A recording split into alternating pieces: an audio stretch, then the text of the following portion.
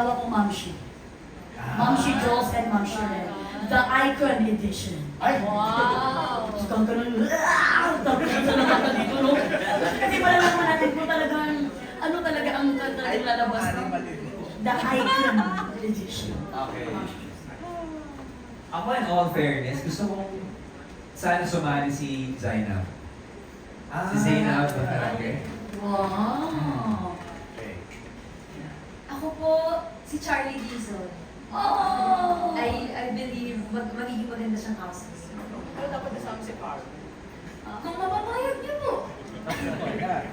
Chong. Si Derek Loren. Why not? Di ba? Parang kailangan niya ma-experience eh. Kasi lahat, di ba, may rule kasi. For you to become a host of Pinoy Big Brother, you have to experience the house firsthand. Ang galing! No, but, you know, the brainchild of Derek Loren is Pinoy Big Brother. And I feel like you should. We'll miss you, Chong. Thank you. Ito na ako. Na-launch ka na pala, no? Kasi Ang hirap. Siguro well, dalawa sa kanila, naging housemate na Billy. Siyempre, yan ang gusto makita na ng tao. Kaya sila housemate. At saka gusto ko din, ang dream ko na never pa, wala pa yata tayong celebrity housemate na newscaster. Gusto ko may news. correct. Pwede ka ba? Available ka ba?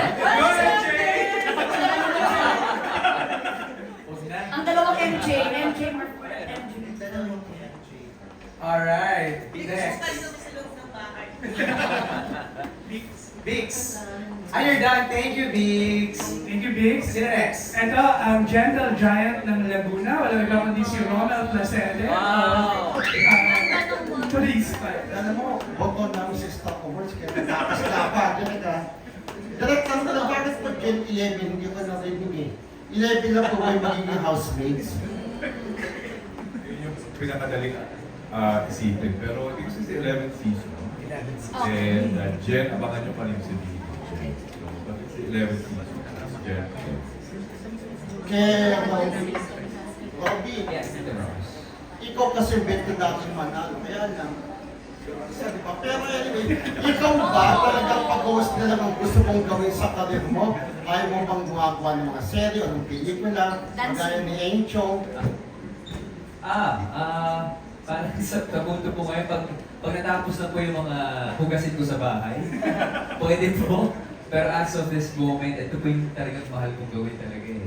Oo. Pero tinry ko naman before, pero parang hindi po ko gustong kunin ng mga acting outfits.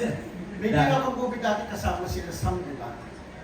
Yung parang horror. Sa Concepcion 5 po, with AJ Perez. Real Times. Yes. Sila Giger Boy. Gator Boys. Redemption din eh. Sampol. Nag-voice down din po kami. So may mga tinry din po. And I think ito po yung path na pinakagusto kong gawin. Saka Robby, Beyond the Girl. Beyond the Girl. My girl din. So maraming binigay na chances. Pero hindi lumipad. Ay, nako. Thank you, Rob. Thank you, And Rob. Chong, Yes. anong advice mo sa future housemates when it comes to accomplishing Kuya's task? Ay! Oo nga. Hindi, nakasulat sa itatanong ko eh.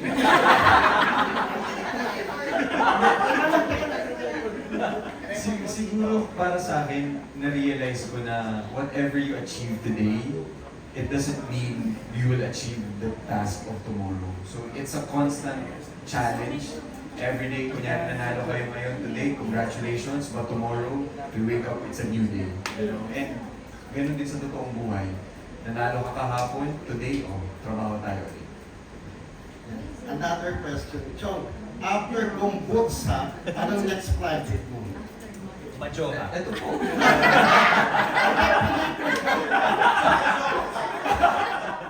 Marami. I'm actually very excited kasi when I reached out to the Reclorin and Tita Cory, it was actually on the wedding of Robbie. Sabi ko, Tita, I'm ready to go back to work. And then months after I got a room, so I'll release it. Hindi ko alam kung pwede ko na sabihin, pero it will happen. abangan po. Pero nakakasana po siya. So, I'm excited. Looking forward. And as promised, sabi ko, gusto ko lang umarte. Pero ano yung last serye mo? Huwag kang mangamba. After po kasi nun, parang puro pangangamba.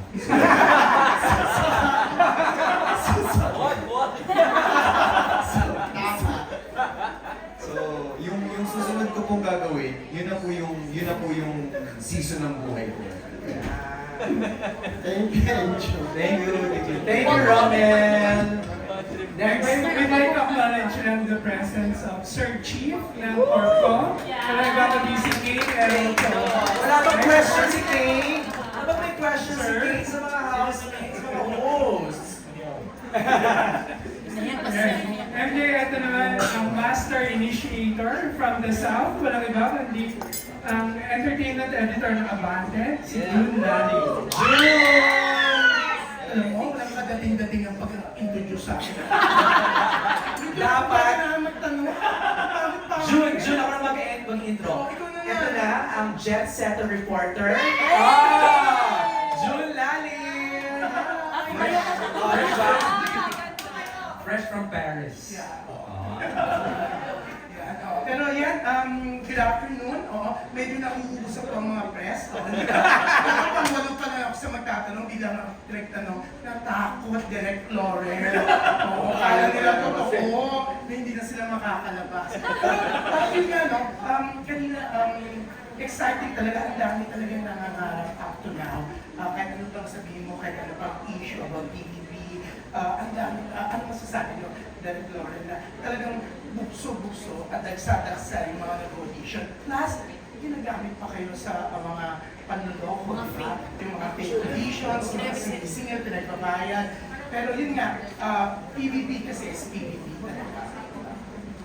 June, thank you. And Ginandahan ko din kasi baka hindi ako makalabas. ikaw ang nagtagumpay, ikaw na. May dapat pa po akong nagari.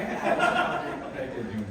Well, una-una, salamat na banggit ko yun. Huwag po kayo maniniwala if there's somebody asking na, mag-line up kayo dito, ganito kayo, mag-buy kayo na ganito, mag-audition kayo. Kasi mga narinig kami talagang pieces ng mga ibang pinagagawa. So, never po kami nagpaganon. It's always either there's an official announcement, it's either on ground, or it's a digital official platform. So, salamat for reminding everybody.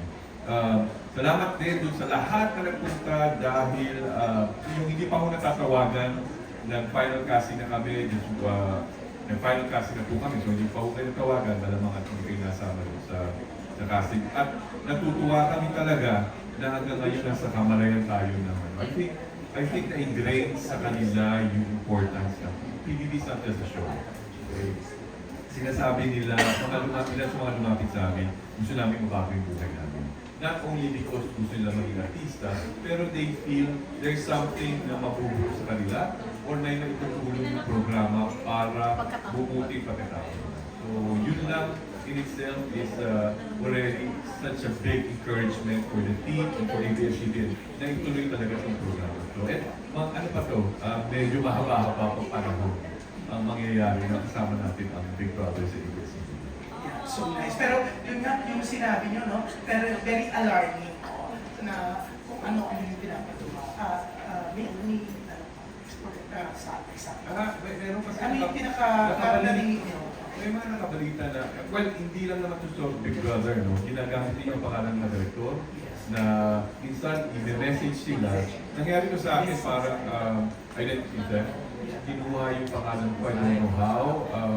Dinessage nila sa mga artista namin o yung dinessage sa ibang tao at sinasabi, may casting pero di rin ito. Or Big Brother ito, ganito. So, siyempre, pag excited ka, baguhan ka, bagito ka, and you're really very eager to ano. Kahit hindi mo nakikita yung kausap mo, parang kung ano-ano na pinagagawa sa'yo, hindi mo alam, yun napasubo ka na. So, mag-iingat po sila sa mga ganyan kasing bonus of the Now I understand kung bakit kausap ko si Bix at saka si MJ, no? Aman ako, pinag-audition niya raw sila. Medyo na-alarm sila. Kasi pinagdadala sila ng ng panty and so, natakot sila. Oo. Natakot sila kasi baka hindi raw ipahubad. Willing naman sila. Pero sa mga host, di ba? Well, yung host talaga sila. Pero eto sa mga host, yung nakikinig yung ganyan, kayo, anong pwede, si Direk na warning, kayo, anong pwede niyong magawa para mapaalalahanan ang public? Lalo na, syempre, si Mel, yung show niya. Yeah. Public na fake yung fan, yung kasi, like, ako in my own little way. Pag kunwari meron ko mga parang more shows sa ibang lugar, sinasabi ko talaga na careful kayo sa mga modus ng iba na talaga nagpapabayad din, walang bayad na commission. And talaga in my own little way kaya sa posting din, kasi kami naman, automatic naman kami mga housemates kasi kami nga ang pamilya ni Kuya. So, kanang in our own little way, meron kaming mga gano'n na mga pa-kuwan sa sarili.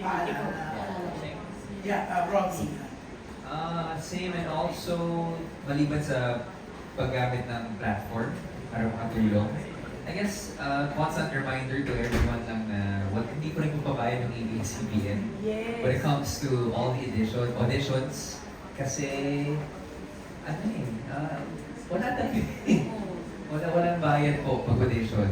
Lahat po nito talagang part of in the service of the Filipino worldwide. Yeah, singin ko lang ako sila. Alam mo nung dati, bumbo ako sa beauty. Hindi mo talagang super mga kaibigan na sa showbiz, in the entertainment press. Talagang ang dami nag-support sa'yo. Salamat. Maraming salamat po. Diyan mo, boto ka rin ba kay Melay noon? Hindi na. Si Jason ang binoto. Binotan naman Hindi, eh. wala akong load. Hindi available ang load niya sa akin. Pero you're my favorite, alam mo. Oh. Ayaw mo magpapaplastic. Uy, grabe beses ako. Kasi, hindi talaga kita may ginawa naman kasabay mo. O kasi si Bix ang nagturo sa akin, huwag mo yung iboto. Kasi ang iboto mo, di ba? Bianca, siyempre si Bianca may bagong show din ko eh. Sa TFC, yung RGY. Yes, thank you so much. Yes, oo, sa TFC. So, sa lahat ng ating mga kabayan abroad, yes. Nag-guest na si Robbie at si Melay. Nag-guest na si Enchong at si Alexa and si Kim, hopefully. Siguro ang simple lang para dun sa mga makikita ng post, kunyari online, tapos may audition daw or may go-see daw. Kapag hindi kayo sure, i-check niyo muna dun sa official account. And usually naman yung official account, makakita kayo ng blue na check. At kung hindi pa rin, mas magtanong kayo sa ibang tao kasi kung meron ng pinapagawa na something na which hindi maganda, pag tinanong mo yun sa ibang tao, makakatulong sila na, hindi totoo, fake. Yes. We're responsible. Tsaka check yung mga television sets, di ba? Di ba? And then naman, may commercial palagi. Kasi kahit anong mangyayari, may ABS-CBN pa rin. Yeah, tama yan. May ABS-CBN. Meron. Wait, Robbie? Baka sabihin niya pinapain niyo ako. Headline na natin bukas siya. Robbie! Sumagot na naman siya doon. Sumagot na siya. Pinalagan! Legit na mga Diba? Pinalagan sino? Alexa, I don't know. Okay, nung tuloy si Director. At least ikaw magiging pinaka-controversial. Yeah. So, si Enchong yan. Tapusin na po natin yung sasagot ni Robbie. Okay na po. Opo. At least alam nila na ito na yung pag-uusapan. Kumakalat na sa social media, trend.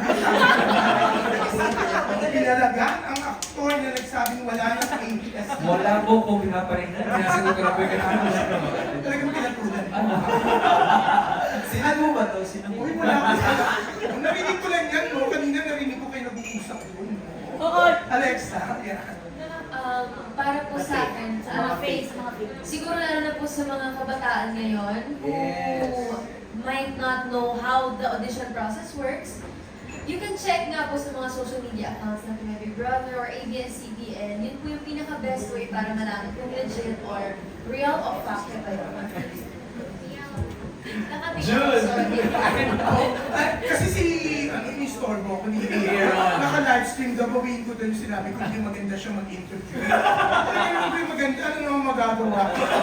Hindi, pero eto kasi Bianca sabi mo gusto mo rin mag-guest si Alexa, di ba? Sa show mo. O, ano gusto mo tanong sa kanya? As a press class. Tignan ko kung ano, Kailangan ba ko niyang ba sagutin yan. o hindi? Kasi alam niya naman din ang gusto mo ito. Tanong mo, malay mo, dito sa presto ng PBB, dahil nanggaling naman siya dito sa PBB, at talagang mukhang dito naman sila na-develop. So, ay, baby girl. Uy, kailangan magpakatotoo ka, di ba? Kahit ano naman. Kailangan totoo sa Walang-wala sa Alexa. Mahal ka namin, Alexa. We're behind you all the way. Oo, tama. Alam mo, pati yung mga langaw, nag-aabang, ha? Talagang ikot sila ng ikot sa'yo. Hindi, gusto lang malaman na natata kasi happy kami for you. So what can you say? Kayo na I'm ba? happy too. Ate, Naku, bawal magsinungaling. Nandito si Kuya. what we choose to show, it's very real. Ay, okay na yun. Yeah. So, oo nga. So, di ba? Up to in an interpretation. So, may Up to napapansin you to ka. decide. May napapansin nga kasi kami. Nung press ko nyo natin dyan sa Coffee Bean. So, Coffee Project pala, hindi Coffee Bean. Ibang klase yung anong yung dalawa. Habang nagpipress ko si Darren, Pero, ibang klase. you know what I think? Interesting yung pinag-usapan kasi isa sa mga, di ba, ang Gen 11 ang audition natin, youngest is 16. So medyo mas Gen Z generation talaga. Parang hindi na uso yung mga labels. Nung panahon ko kasi, uso pa yung mga properly gawan, tapos magtatanong labels. So yun ang kailangan natin this Important pa din edition. yun. Ay, important. Important pa So, din ano yun. na label nyo? To avoid confusion. Okay, Ano First, label nyo? Sabi nyo report. Ginano ko na. gagawa ko ng sariling label. Getting there. My own label. On the way. Ha? At On the kita way po na. tayo next year ulit. Yan. So, Getting Sa there. nila. one step at a time. Pinapahirapan ko po muna.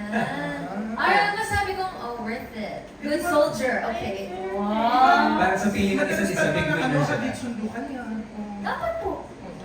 Ikaw ba nag-a-up, babaeng Pilipinas? He has to work for it. Ganda Pero, ng Pilipinas. ang bongga ng ang PBB, ang dami nagkakatuluyan talaga, di ba? Si Meren naman, at saka si Jason. Goals po namin sana si Ate Mel. So, Goals nila. kaya, so ang goal ng dalawa is magkatuluyan like Melay and Yes. Jason. Yes. Yan Hopefully. for the record. Yay! Yan, oo, ang bongga ng sagot mo, hindi ko napapatagalin, tatakas na ako. Thank you, Aaron. Aaron, mas magaling ka naman talaga kay MJ. Kung magpakalan